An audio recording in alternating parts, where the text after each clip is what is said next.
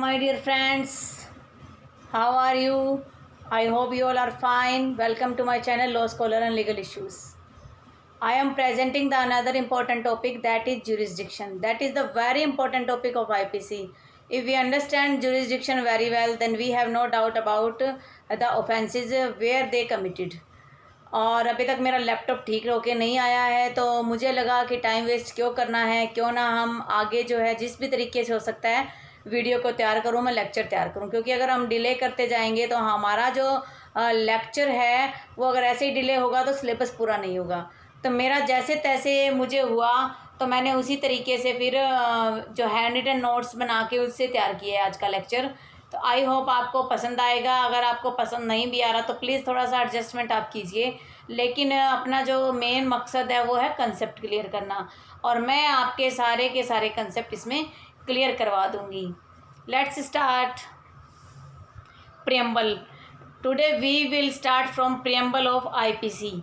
और जैसे कि मैंने कॉन्स्टिट्यूशन में आपको बताया था कि प्रियम्बल जो होता है वो गाइडिंग प्रिंसिपल डिसाइड करता है। तो प्रियम्बल ये बता देता है कि आज ये जो एक्ट बना है, स्टैट्यूट बना है, ये किस पर्पज़ से बना है। तो आई होप आपको जो है पसंद आएगा जिस तरीके से मैं अब आपको करवा रही हूँ।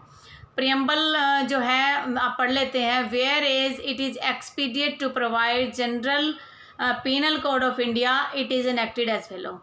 कि जैसे एक्सपीडिएट का मतलब होता है उपयोगिता, कि इस उपयोगिता के उद्देश्य से एक जनरल पीनल कोड जो है बनाया गया है। चैप्टर फर्स्ट आईपीसी का introduction. Title and extent of the operation of the code.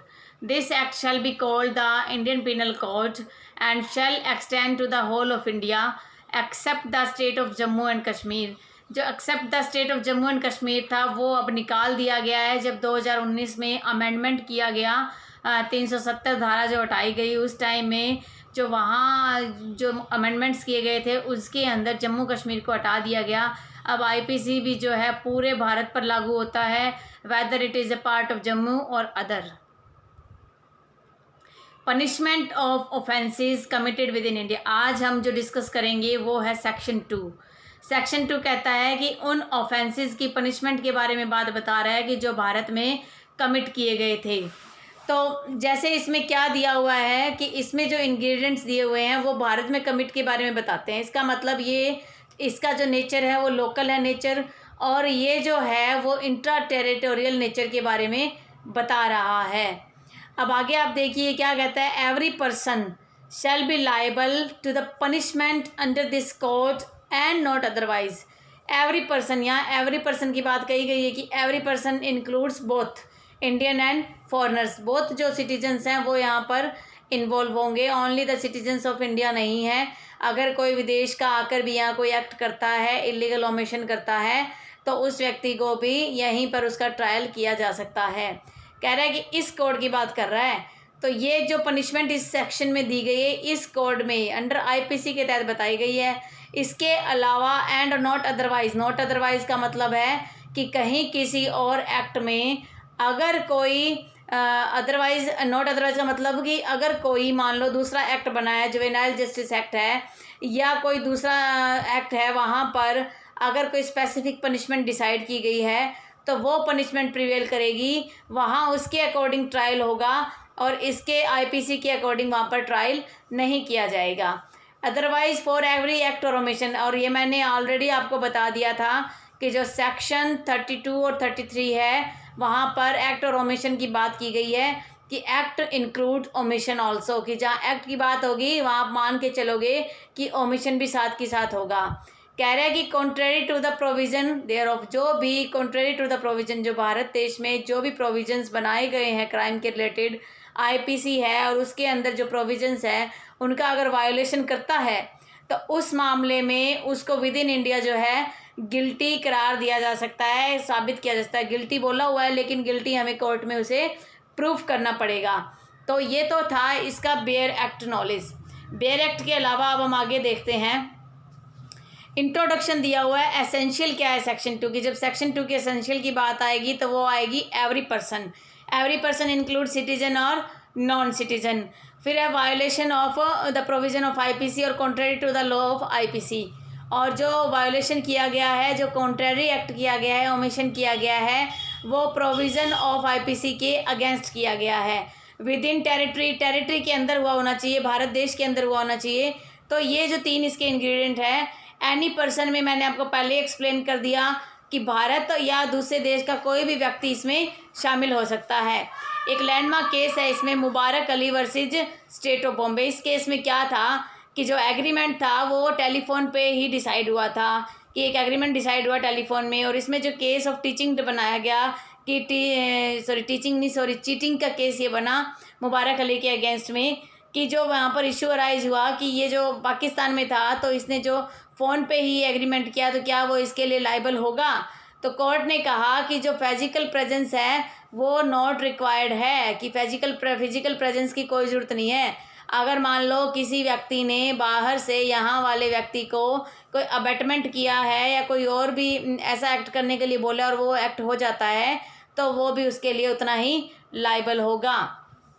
2 theories, ये जो मुबारक अली का केस था ये 2 थ्योरीज पर डिपेंड था। One is a terminatory theory, second is originatory theory.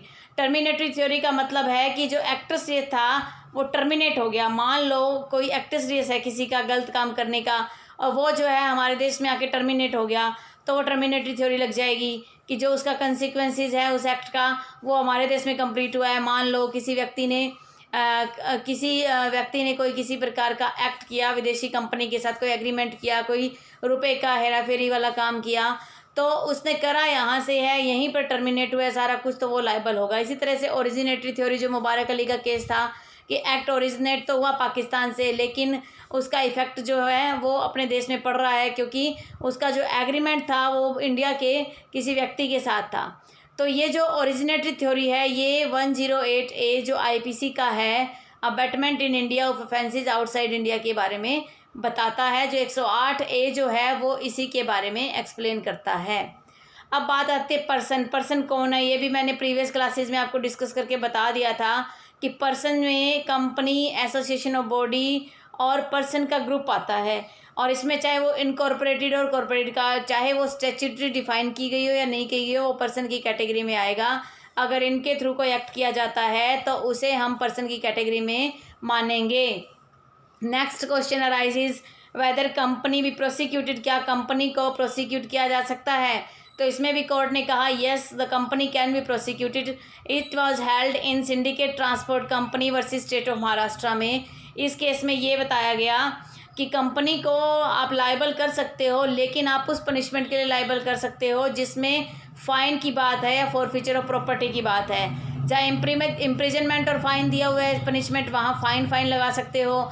जहाँ इम्प्रिजनमेंट और फाइन दिया हुआ है वहाँ सिर्फ फाइन लगा सकते हो, और जहाँ पर सिर्फ फाइन है तो फाइन लगा सकते हो। और जहाँ फॉरफीचर ऑफ प्रॉपर्टी की बात आती है तो आप फॉरफीचर ऑफ प्रॉपर्टी वहाँ पर कर सकते हो। तो इस मामले में पर्सनल लायबिलिटी के लिए पनिशमेंट नहीं दिया जा सकता, इम्प्रिजनमेंट नहीं दिया जा सकता। तो हाई कोर्ट ने जो है इस मामले में एक्विट कर दिया था। इसमें वैसे मैटर क्या था, मैटर था लोन लेने का, और उस लोन को कंपनी द्वारा पे नहीं किया गया, चीटिंग और फ्रॉड का केस उस पर बनाया गया। तो ये कहा गया कि जो प्रोसिक्यूशन है वो उसका सिर्फ फाइन के रिगार्डिंग ही हो सकता है, वो प्रोसिक्यूट हो सकता है। कह रहा है कि उसको जो है ऑफेंस के लिए किसी और इम्प्रिजनमेंट के लिए आप पनिश नहीं कर सकते, और उसका वो ऑफेंस का नेचर ऐसा नहीं होना चाहिए कि जैसे जो एक्ट किसी ह्यूमन बीइंग के द्वारा किया जाए, और जो ऑफेंस है उसके क्वेश्चन में हैव बीन कमिटेड होनी चाहिए। वो जो ऑफेंस उसने किया है वो कंपनी के इंटरेस्ट को प्रमोट करने के लिए अगर किया है तो वो ऑफेंस जो है माना जाएगा।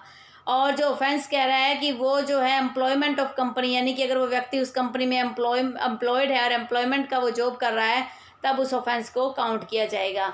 सिमिलरली जो है रिकमेंडेशन भी आई थी लॉ कमीशन की कि आप सिर्फ फ़ाइन को इम्पोज करें कॉर्पोरेट बॉडी पे, लेकिन कोई दूसरा ऑफेंस है जहाँ पर जो कॉरपोरेशन है उसको कन्विक्ट और पनिश किया जा सकता है अगर जो क्राइम है वो अथॉरिटी में किया गया। मान लो किसी कंपनी का मालिक है, जनरल मैनेजर है, उसने पर्सनली कोई एक्ट कर दिया, तो उसको आप जो है पर्सनली लाइबल कर सकते हो उस कॉन्ट्ररी टू लॉ एक्ट करने के लिए।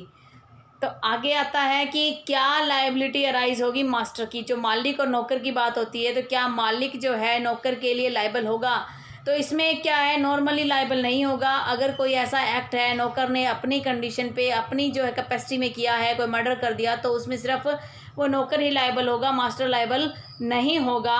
लेकिन ये जो बाबूलाल का जो केस था, इस केस में क्या हुआ था, नौकर जो मालिक था वो ओपियम सेलर था, ओपियम वो बेचता था, ये जो अफीम वगैरह होती है नशा बेचता था, और उसको उसका लाइसेंस था। तो उसके बाद उसके सर्वेंट ने क्या किया, एक दिन एक 14 साल के बच्चे को ओपियम सेल कर दी। तो उसके अंदर क्या हुआ, उस मास्टर को लायबल माना गया कि कोर्ट ने ये कहा कि 14 साल के बच्चे को जो देना है, ओपियम देना है, वो वायलेशन ऑफ लॉ है, और मास्टर को इस बात की नॉलेज होगी, इसलिए यहाँ पर मास्टर को भी हेल्ड किया कि वो लायबल होगा।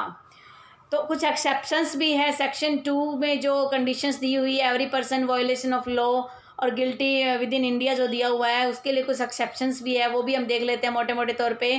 फर्स्ट है प्रेसिडेंट और गवर्नर।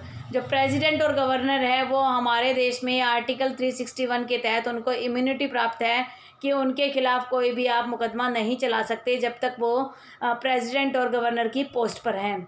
सेकंड है पार्लियामेंट्री प्रिविलेजेस। पार्लियामेंट्री प्रिविलेजेस दिया गया है आर्टिकल 105 और आर्टिकल 194 में। आर्टिकल 105 में सेंट्रल गवर्नमेंट के जो एमपीज़ होते हैं उनके लिए, और 194 में स्टेट लेजिस्लेचर के लिए जो एमएलएज होते हैं। लेकिन ये जो प्रिविलेजेस है सिर्फ उस टाइम तक है जब तक कि प्रोसीडिंग चल रही है, उसके बाद उनका कोई भी जो ये प्रिविलेजेस उन्हें नहीं मिलेंगे। फिर है फॉरेन सॉवरन की। फॉरेन सॉवरन का मान लो कि विदेश का कोई व्यक्ति यहाँ आया हुआ है जो वहाँ की हेड ऑफ द अथॉरिटी है, सभी अथॉरिटी का हेड है, तो उसने अगर कोई ऐसा एक्ट कर दिया तो उसके लिए हम यहाँ पर उसकी जुरिस्डिक्शन नहीं बना सकते, उसको फिर अपने देश भेजना पड़ेगा। और जो इंटरनेशनल लेवल पर जो नॉर्म्स फॉलो किए जाते हैं उन्हीं नॉर्म्स के अकॉर्डिंग उस पर एक्शन लिया जाएगा। अम्बेसडर जो होते हैं, अम्बेसडर कौन होते हैं, अम्बेसडर वो व्यक्ति होता है जो किसी व्यक्ति को रिप्रेजेंटेटिव करता है, इनकी किसी का रिप्रेजेंटेटिव है, किसी को रिप्रेजेंट कर रहा है, उस व्यक्ति को आप अम्बेसडर बोलोगे। और जब अम्बेसडर कोई ऐसा एक्ट कर देता है तो उस एक्ट के लिए भी उसको लायबल नहीं माना जाएगा, उसको उसके सोवरन के पास भेजा जाएगा, सोवरन मतलब उसके देश में भेजा जाएगा और वहाँ उसके अगेंस्ट कार्रवाई की जाएगी। आर्म फोर्सेज इसी तरीके से जो अपने देश में आर्म फोर्सेज विदेश की कहीं आ जाती है और वहाँ जो है हमारा उनसे अच्छा लिंक चल रहा है, तो फिर हम उनके खिलाफ भी यहाँ पर उसका जुरिस्डिक्शन डिसाइड नहीं कर सकते, वो अपने देश में जाके ही उनका जुरिस्डिक्शन माना जाएगा। वारशिप का मतलब युद्ध के टाइम के जो पोत होते हैं, युद्ध पोत होते हैं, जो जहाज़ होती है पानी की, अगर वो हमारे यहाँ पर है, हमारी बाउंड्री में है और कुछ एक्ट कर देता है इलीगल, तो वो भी जो है इसके एक्सेप्शन में फॉल करता है, एग्जेम्प्टेड है वो। फिर बात आती है एलियन एनिमी। एलियन एनिमीज़ कौन सा होता है, जब युद्ध के टाइम पर जो लोग जो हैं आर्म फोर्सेस में होते हैं और वो जो युद्ध के टाइम पर हमारे देश में जैसे लोग रह गए या दूसरे देश में रह गए, तो उनके भी एग्जेम्पशन है, पर उनकी जो 3 कंडीशंस हैं। पहली तो वो रेगुलर आर्म फोर्सेस में होना चाहिए, ऐसा नहीं कि कल ही उसने ज्वाइन किया तो आज उसको हम एग्जेम्प्ट कर रहे हैं। और वो जो कंट्री है उसका जो युद्ध है वो इंडिया के साथ होना चाहिए, ऐसा नहीं कि पाकिस्तान और चाइना का युद्ध हो रहा है और हम उसके लिए जो है इम्यूनिटी प्रोवाइड कर रहे हैं। और जो ऑफेंस क्रिएटेड हुआ था, यानी कि जो उसने ऑफेंस किया वो वार के दौरान किया था, मान लो किसी सैनिक को मार दिया तो वार के टाइम पे मारा है, तो उसके रिगार्डिंग जो है आप जो ये कह सकते हो कि उसको जो है छूट मिलेगी। लेकिन अगर वो हमारे देश में वार के टाइम में किसी के साथ रेप कर देता है, किसी का मर्डर कर देता है, तो आप ये नहीं कह सकते कि आपको इम्यूनिटी प्रोवाइड होगी। At that time he shall not be liable for such immunity. इस इम्यूनिटी के लिए वो लायबल नहीं होगा। फिर जो है या आप ऐसा मानो कि वार लाइक एक्टिविटीज़ हो गई हैं, हमारे उस देश के साथ अच्छे रिलेशन है लेकिन वार लाइक एक्टिविटीज़ होगी, वो हमारे यहाँ पर कोई एक्ट कर देता है, तब भी उसको जो है इम्यूनिटी प्रोवाइड होगी। जो लास्ट वर्ड जो है ये है एंड नॉट अदरवाइज। ये एवरी पर्सन के साथ ही काउंट हो रहा है, क्योंकि अभी हमने सिर्फ सेक्शन 2 के एवरी पर्सन को ही डिस्कस किया है, और उसके बाद हम जो इसका सेकेंडरी जो पार्ट है वो डिस्कस करेंगे। सेकंड पार्ट इसका क्या है कि कॉन्ट्रेरी टू लॉ है।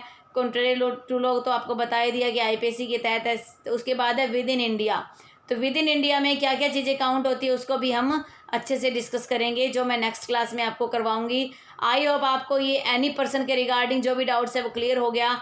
जब भी एनी पर्सन से रिलेटेड कोई मैटर आता है, विद इन इंडिया से रिलेटेड कोई मैटर आता है, तो आप मुबारक अली वाला केस जो है वो वहाँ पर रेकमेंड कर सकते हो। और अगर मास्टर से रिलेटेड केस आता है तो बाबूलाल का केस आप लिख सकते हो। बाकी इतने ज़्यादा केसेस करने की हमें ज़रूरत नहीं है। जब सेक्शन 3 और 4 हम पढ़ेंगे तो उसमें तो क्या है, हमने लास्ट टाइम भी पहले एक बार पढ़ा था, मेयर हंस जॉर्ज का केस है, बहुत इंपॉर्टेंट केस है उसमें भी।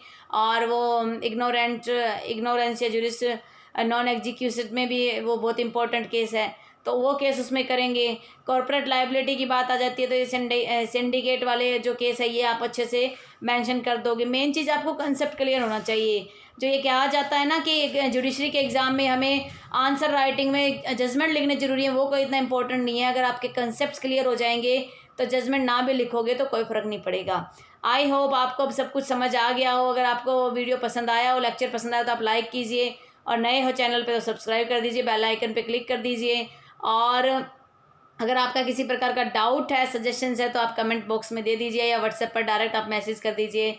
और thank you for watching this video. और इस कोरोना पीरियड में आप प्लीज़ अपना संभाल के रखिए अपने आप को और अपने परिवार के सदस्यों को, और हो सके उतना आप जो है घर में तैयारी कीजिए अपने एग्ज़ाम की। और जो आज मैंने इस पे जो हैंड रिटन नोट्स के थ्रू जो आपको पढ़ाया है, तो अगर आप चाहो तो इन्हें आप नोट कर सकते हो आपकी कॉपी में। ये शॉर्ट नोट्स भी हैं और इनसे बाहर एग्ज़ाम में सेक्शन 2 से रिलेटेड कुछ नहीं आएगा। कंसेप्ट इससे ज़्यादा क्लियर आपको कोई करवा भी नहीं सकता। फिर भी अगर आपको डाउट है तो मैं दोबारा इसको रिवाइज़ करवा दूँगी। Thank you.